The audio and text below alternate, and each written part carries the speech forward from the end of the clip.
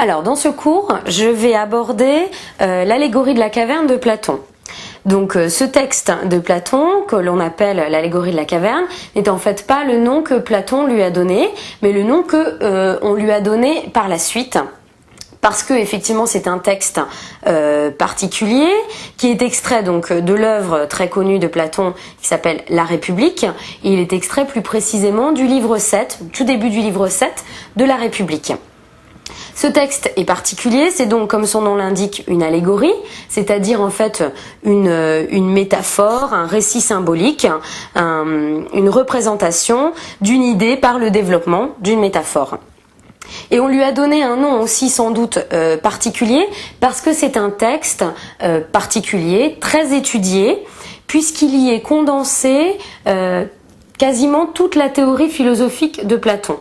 Donc c'est vrai que si on a bien compris ce texte et si on l'étudie vraiment précisément, on a une espèce de, pas de résumé, mais de condensé de toute la théorie philosophique de Platon. D'où l'intérêt et l'importance de ce texte. Alors dans ce texte, Platon effectivement nous décrit une caverne avec des prisonniers dedans, l'un va en sortir, etc. Mais c'est pas évidemment juste une petite histoire, puisque comme son nom l'indique, c'est une allégorie. Et en fait, ce dont nous parle en réalité ici Platon, c'est de la vérité et du chemin qu'il faut parcourir pour parvenir à la vérité. Ici, la vérité pour Platon, c'est la vérité au sens de réalité, c'est-à-dire par opposition aux illusions. Puisque effectivement, la caverne et le prisonnier dans la caverne en fait vit dans le monde des illusions, il baigne dans l'illusion, et quand il va sortir de la caverne pour aller vers le monde extérieur, là, il va aller vers la vérité, vers le monde réel. Voilà. Donc ça, évidemment, on va le voir plus en détail tout au long de l'explication de l'étude de ce texte. Donc, que nous dit Platon plus précisément à propos de cette vérité ? Eh bien, pour lui, la vérité réside dans le monde intelligible.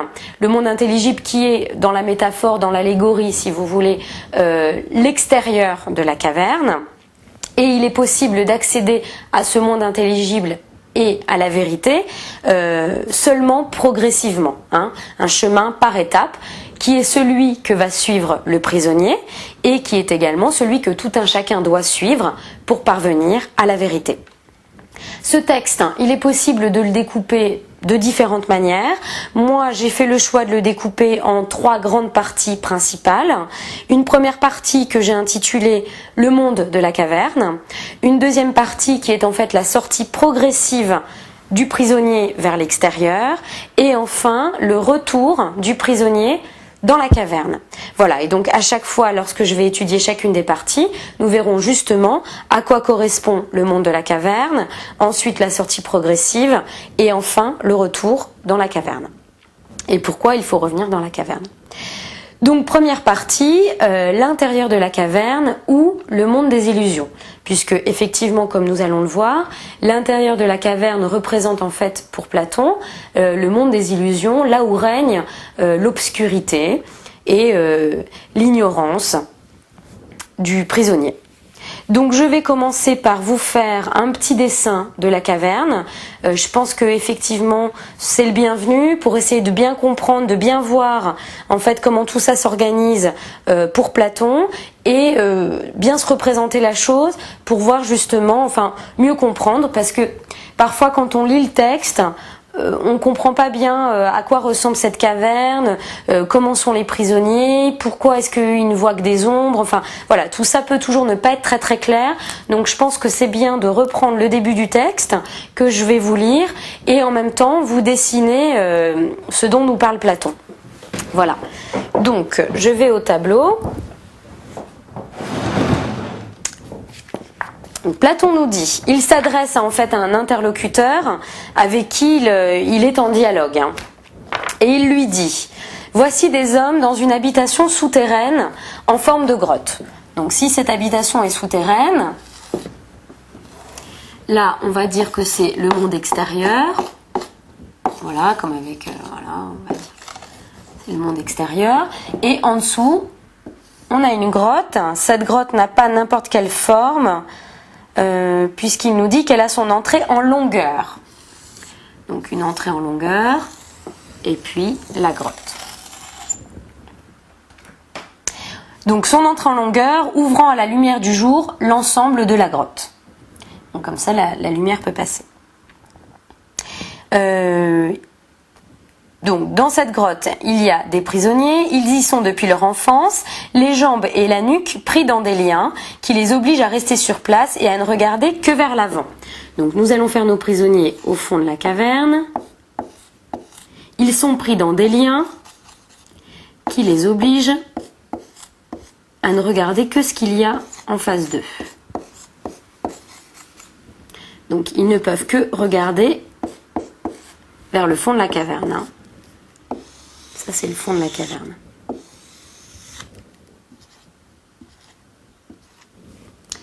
ça, ce sont les prisonniers.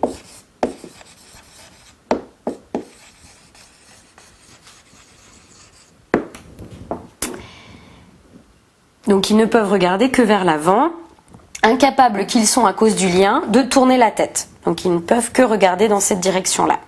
Leur parvient la lumière d'un feu qui brûle en haut et au loin. Donc en haut et au loin, on va le faire là, notre feu. Voilà, ça c'est le feu. Entre le feu et les hommes enchaînés, une route dans la hauteur, le long de laquelle voici qu'un muret a été élevé. Donc entre les prisonniers et le feu, nous avons un muret. De la même façon que les démonstrateurs de marionnettes disposent de cloisons qui les séparent des gens, c'est par-dessus qu'ils montrent leurs merveilles. Donc là aussi, on a des hommes qui portent des objets fabriqués de toutes sortes qui dépassent du muret. Donc on a comme des montreurs de marionnettes derrière ce mur. Hop, je vais faire les petites marionnettes. Donc eux, ils ont des petits objets qu'ils montrent par-dessus le mur. Et grâce à la lumière du feu, les prisonniers voient au fond de la caverne, donc sur la paroi au fond de la caverne, ils voient les ombres projetées de ces petites marionnettes. Hein, le feu, toc, les marionnettes et les ombres. Donc voilà ce que voient les prisonniers. Les prisonniers ne voient que les ombres de ces objets-là sur la paroi. Voilà donc ce que nous décrit Platon. Donc là je vais mettre les montreurs.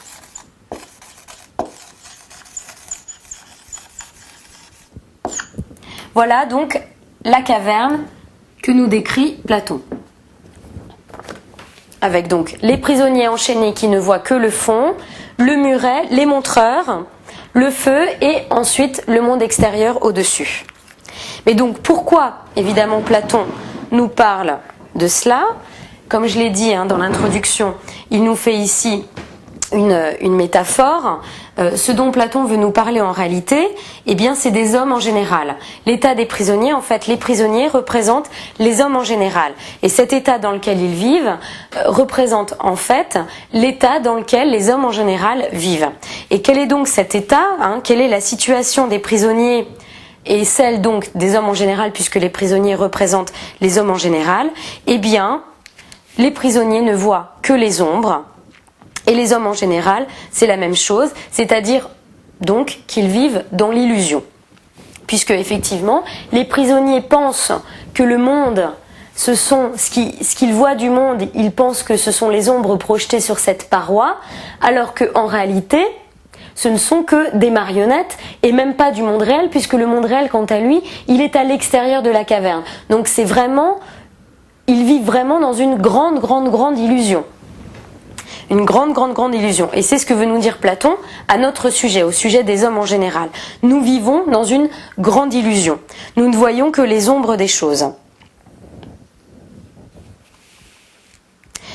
Ils vivent dans l'illusion puisque ce qu'ils voient et ce qu'ils croient connaître n'est en réalité donc que les ombres des choses, c'est-à-dire leur apparence. Une illusion en effet, donc je parle ici d'illusion de la pensée, non pas d'illusion d'optique, c'est le fait d'avoir une fausse idée de quelque chose ou de quelqu'un, qui est d'ailleurs le plus souvent positive par rapport à la réalité. C'est vrai que quand on se fait des illusions, d'ailleurs on dit bien vous faites des illusions, on croit non seulement, on prend pour vrai une chose qui est fausse, et en plus souvent on l'embellit, on la rend plus positive que ce que ça n'est en réalité.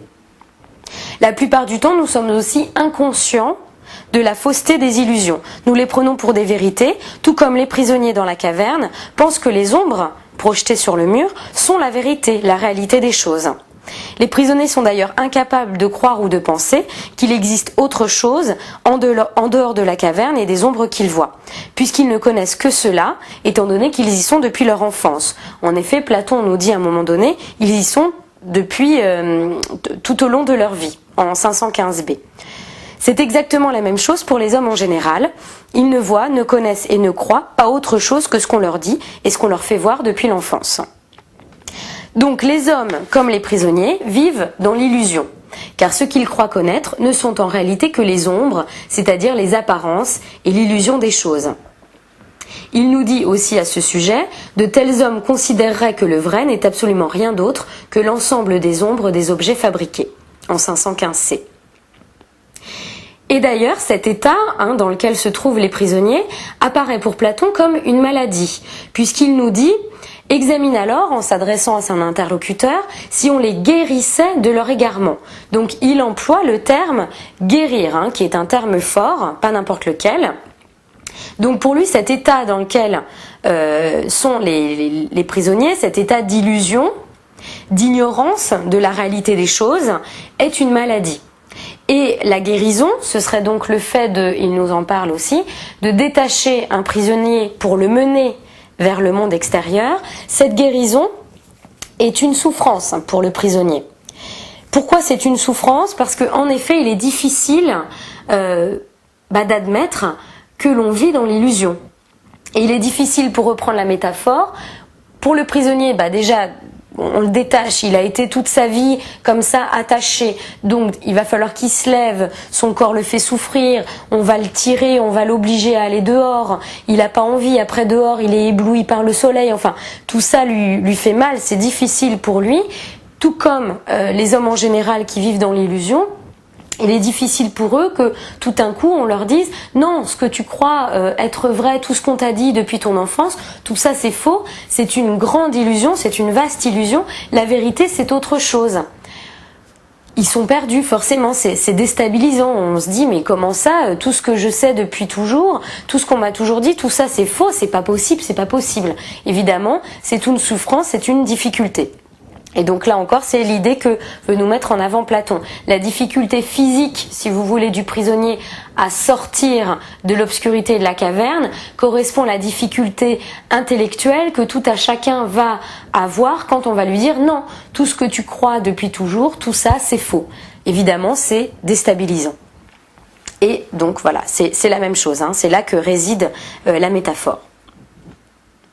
Il est difficile et douloureux, en effet, de regarder la lumière, c'est-à-dire la vérité-réalité, quand on sort de l'obscurité, c'est-à-dire de l'illusion.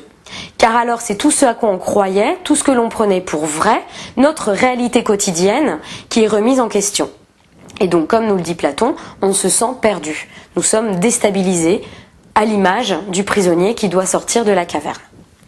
Mais il doit quand même, en tout cas on l'oblige dans l'histoire de Platon, à sortir de la caverne. Donc là on arrive à notre deuxième partie que j'ai intitulée la montée progressive vers le monde extérieur ou l'accès à la vérité. Donc le prisonnier est obligé de regarder progressivement, il va être obligé de regarder progressivement ce qui se trouve à l'extérieur de la caverne. Puisque effectivement, sortant de la caverne, c'est-à-dire de l'obscurité, du noir, en allant vers le monde extérieur, donc à la lumière du jour avec le soleil, il va être ébloui.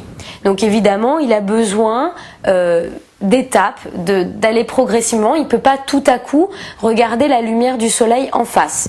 Ça n'est pas possible.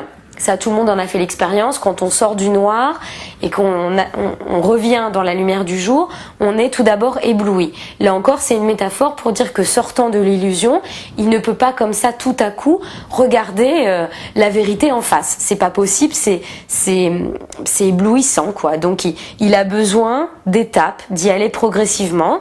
Et donc, comme nous le dit Platon, par rapport à la vision du prisonnier, il va d'abord regarder les ombres, ensuite les reflets des choses, ensuite les objets eux-mêmes, ensuite les choses, donc le monde extérieur mais de nuit, et enfin de jour, et en plus après le soleil directement et sa lumière directement. Mais donc tout ça se fait par étapes. Il pourra à la fin contempler le soleil. Et donc tout comme il y a cette vision progressive du prisonnier qui, sortant de l'obscurité, va aller regarder la lumière du jour comme ça par étapes, de la même manière, celui qui sort de l'illusion pour aller vers la vérité va devoir y aller progressivement par étapes.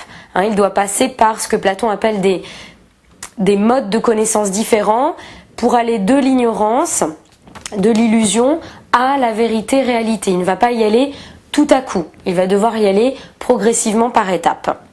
Et donc pour bien étudier toutes ces étapes, je vais au tableau vous dessiner ce qu'on appelle la ligne de Platon, qui montre bien toutes ces étapes à la fois de vision du prisonnier et qui correspondent donc aux différents modes de connaissance par lesquels tout un chacun doit passer pour aller de l'illusion de l'ignorance à la vérité réalité. Puisque donc tout ça ne peut pas se faire d'un coup, il y a forcément des étapes. Donc je vais vous dessiner cette ligne au tableau. Donc j'efface la caverne.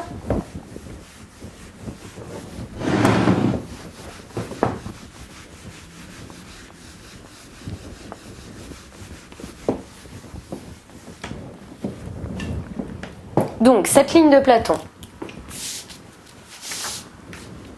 Donc c'est une ligne, comme son nom l'indique. Une grande ligne. Et donc d'un côté, on part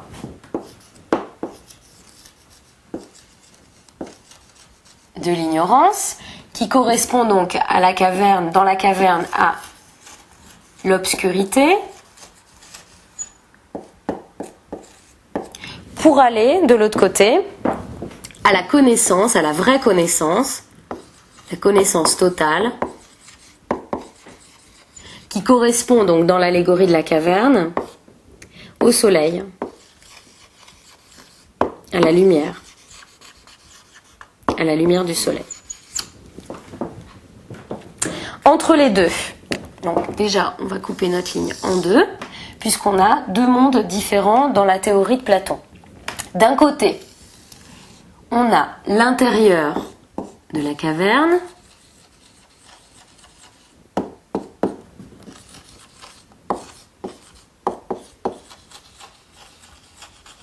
évidemment, puisque là, donc, on voit bien, on est dans l'ignorance, l'obscurité, donc ça, c'est l'intérieur de la caverne. De l'autre, on a l'extérieur de la caverne, quand le prisonnier va sortir. Dans la théorie de Platon, l'intérieur de la caverne correspond au monde sensible. Donc le monde sensible, c'est ce qui est matériel, ce qu'on voit, ce qu'on touche, ce qu'on ressent, le monde sensible.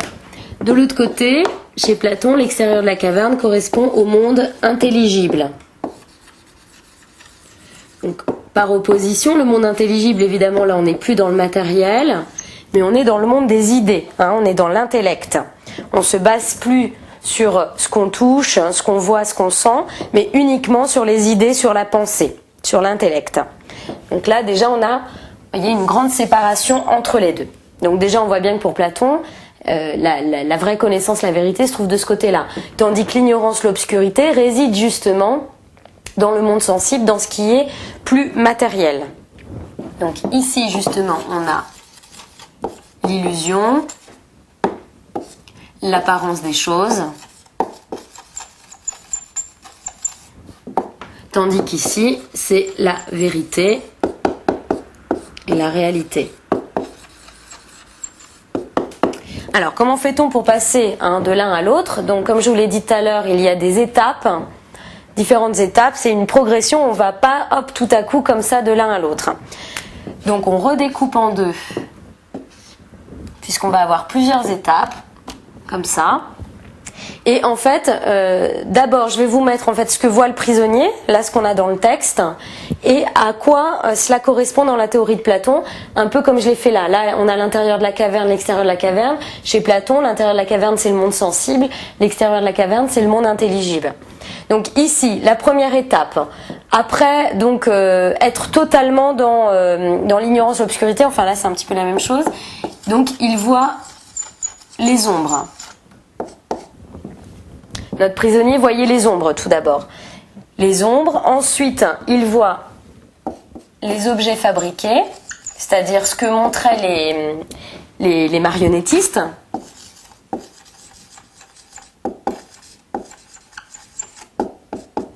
Ensuite, il voit les réalités elles-mêmes. Donc là, c'est bien une fois qu'il est sorti de la caverne, il voit le monde réel.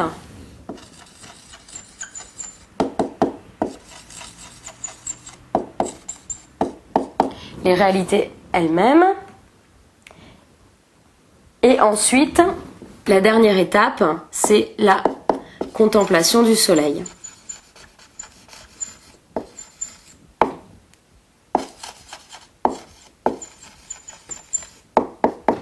Donc là, c'est ce que vous pouvez retrouver dans le texte de l'allégorie de la caverne. Le prisonnier au départ voit les ombres, ensuite il voit les montreurs, il se rend compte que dans la caverne on lui montrait des choses.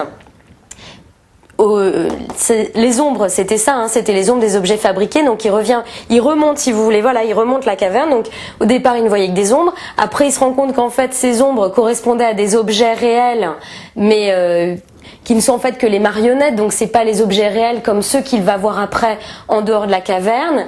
Et qu'il y a aussi le soleil. Et à la fin, il contemple le soleil. Et là, quand il contemple le soleil, il est effectivement dans la vraie connaissance.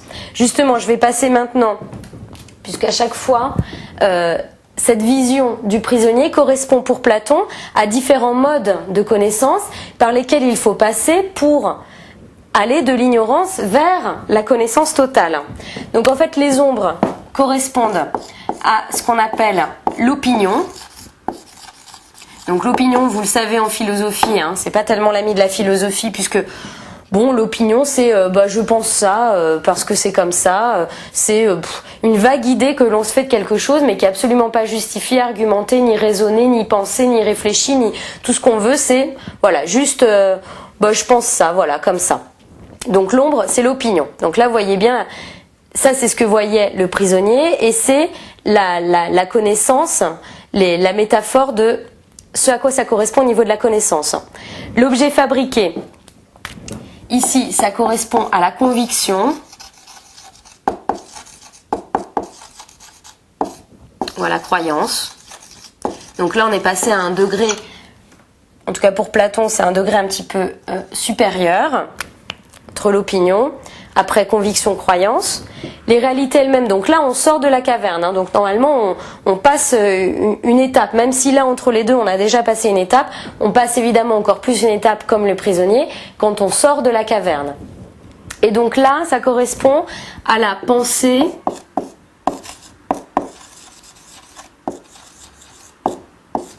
et à la science hypothétique.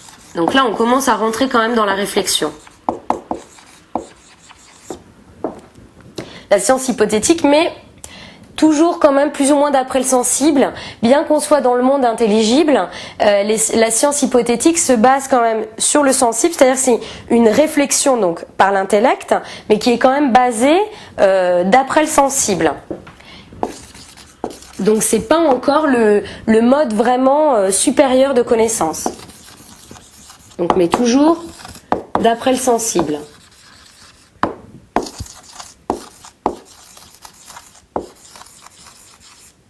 Et enfin, la contemplation du soleil, donc là c'est le mode ultime de connaissance, c'est vraiment le plus haut degré de connaissance. Là c'est vraiment l'accès aux idées elles-mêmes. Et ça pour Platon c'est l'accès à la vérité. Les idées elles-mêmes, et il n'y a plus de lien avec le sensible, c'est plus d'après le sensible, c'est vraiment un accès direct de l'intellect aux idées elles-mêmes. Il y a vraiment plus de sensible. Et ça, pour Platon, c'est là qu'est la vérité, en fait. Et chez lui, ça correspond aussi à la science dialectique, ce qu'il appelle la science dialectique.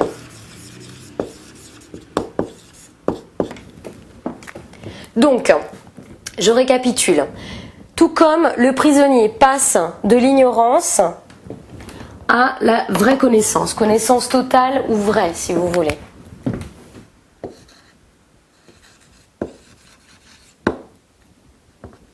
Vrai parce que ici, il croit connaître des choses, mais en fait, c'est une illusion. Il est en fait dans l'ignorance, puisque ce qu'il ne voit, ce n'est que les ombres des choses. Que les ombres. Et puis progressivement, donc il commence à sortir de la caverne, là il est toujours évidemment dans la caverne, et il se rend compte que ce qu'il voyait sur le fond de la grotte n'était en fait que les ombres projetées des marionnettes.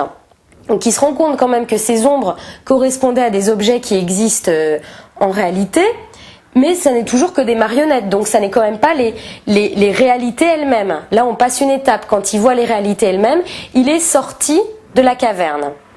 Et ensuite, l'étape ultime, donc après il y avait 2 jours, 2 nuits, mais ça correspond quand même toujours aux réalités elles-mêmes. Et enfin, l'étape ultime, c'est la contemplation du soleil. Et donc, dans la métaphore, ça c'est l'allégorie de la caverne. Et ce que veut nous dire par là Platon, c'est que c'est la même chose pour les hommes en général. On vit dans l'illusion, on a tout d'abord des opinions, et que des opinions. Ensuite, on a des convictions et des croyances. Donc là, on a passé une étape, mais qui n'est qu'une petite étape. C'est-à-dire que c'est un petit peu plus... il n'y a pas vraiment de raisonnement non plus, mais on a passé quand même une étape dans la connaissance et dans la vérité. Mais surtout, la vraie étape, elle se fait là, quand on commence à avoir une vraie pensée et à avoir la science hypothétique. Donc on commence vraiment à raisonner, à réfléchir. Mais le hic, c'est que c'est toujours d'après le sensible.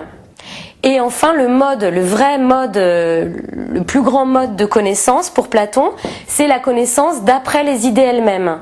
On n'a plus de sensible.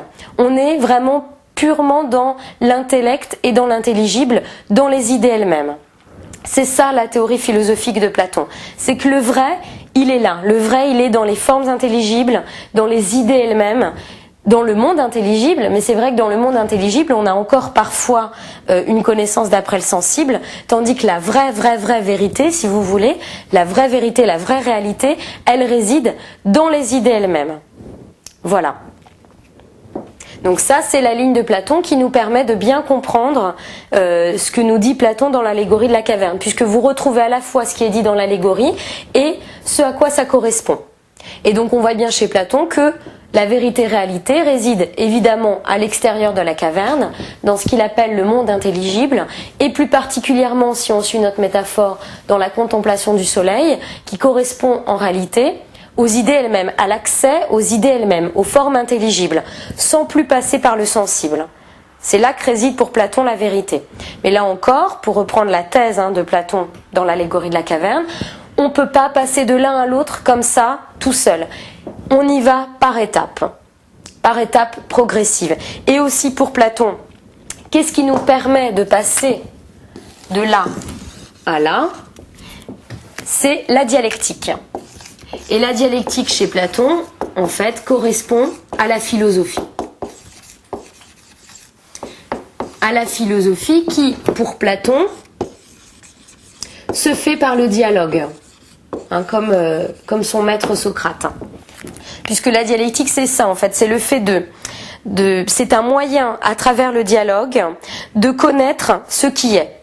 Donc, on dialogue avec quelqu'un, et de préférence avec un philosophe, évidemment, puisque lui, le philosophe, il est déjà là, il a accès aux idées elles-mêmes. Donc, en dialoguant avec un philosophe, en fait, c'est ça la dialectique, en dialoguant avec un philosophe, on peut nous aussi avoir accès aux idées elles-mêmes, aux formes intelligibles, et donc à la vérité.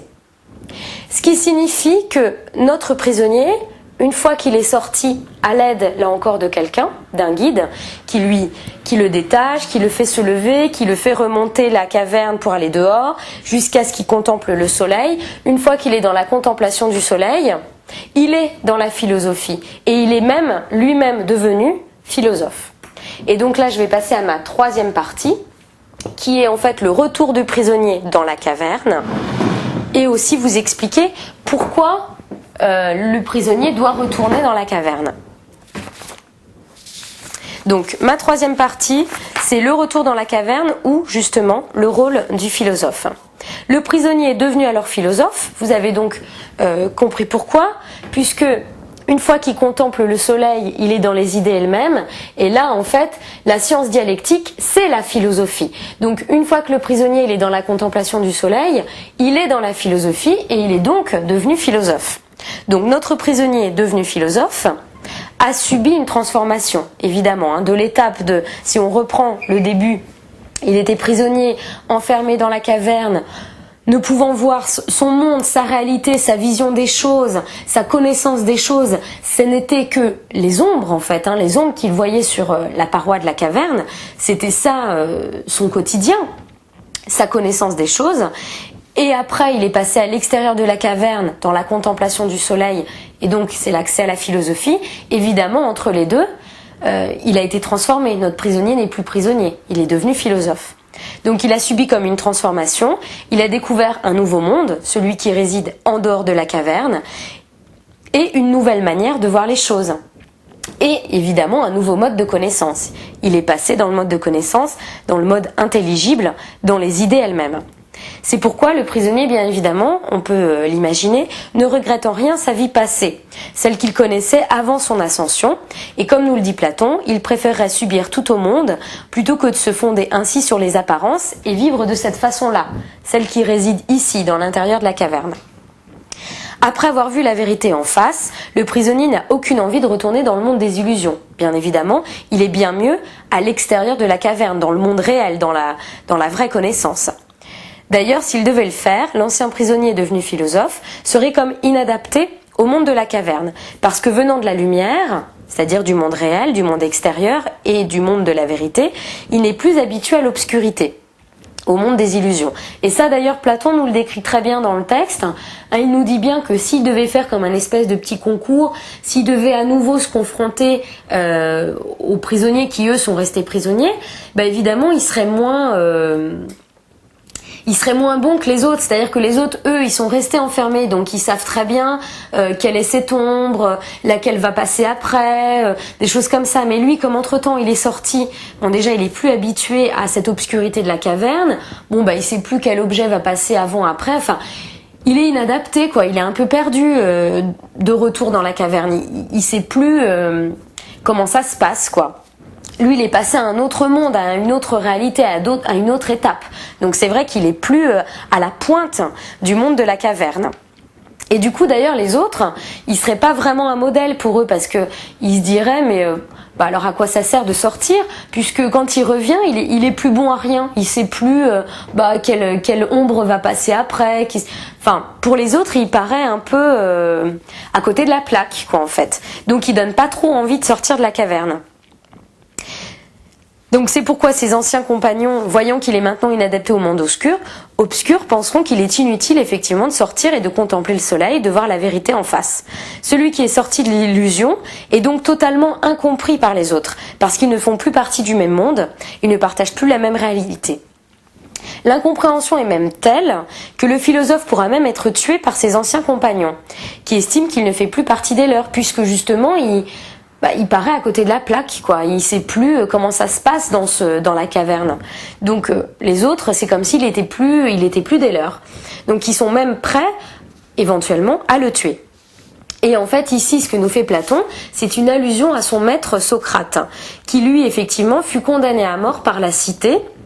Il fut condamné à boire la ciguë, parce que pour la cité, il apparaissait comme un problème et même comme un danger, parce qu'il remettait en question la cité, il ne partageait plus les mêmes idées avec la cité, et donc la cité a décidé de se débarrasser de lui en fait et de le condamner à mort. Officiellement, Socrate a été accusé d'impiété envers les dieux et de corruption de la jeunesse. Mais en fait, il allait effectivement contre les idées de la cité, il remettait en question les idées de la cité par ses interrogations multiples, les dialogues qu'il entretenait avec les gens, et du coup il apparaissait pour la cité comme un danger, et la cité a voulu s'en débarrasser.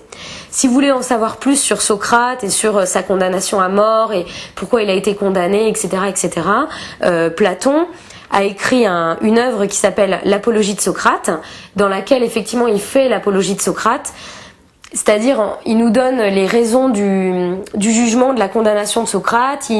Bon, après, évidemment, c'est le point de vue de Platon, donc c'est peut-être pas très objectif, mais c'est intéressant à lire si vous le souhaitez. Et donc, pour en revenir à l'allégorie de la caverne, à l'image de Socrate, effectivement, le rôle du philosophe est de retourner dans la caverne pour guider et libérer ses anciens compagnons.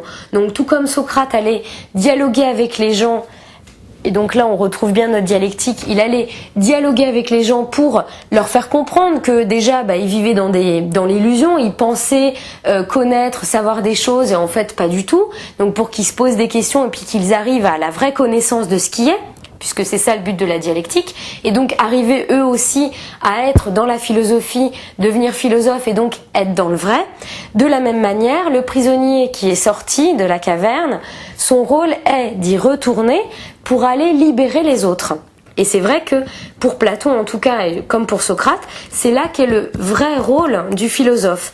Retourner, libérer, donc là pour suivre la métaphore, libérer les autres, c'est-à-dire aller dialoguer avec les gens pour les amener vers la vraie connaissance, la connaissance totale, vers la vérité, la réalité, le monde intelligible, l'accès direct aux idées, puisque c'est là pour Platon que réside la vérité. Voilà donc le rôle du philosophe. Donc on voit bien dans ce texte de l'allégorie de la caverne qu'on a toute la théorie philosophique de Platon.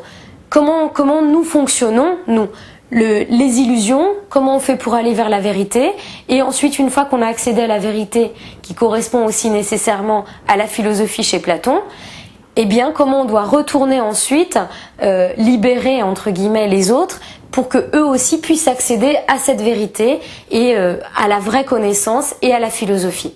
Donc là, on a vraiment un espèce de résumé, de condensé de toute la théorie platonicienne que l'on retrouve aussi dans cette ligne de Platon.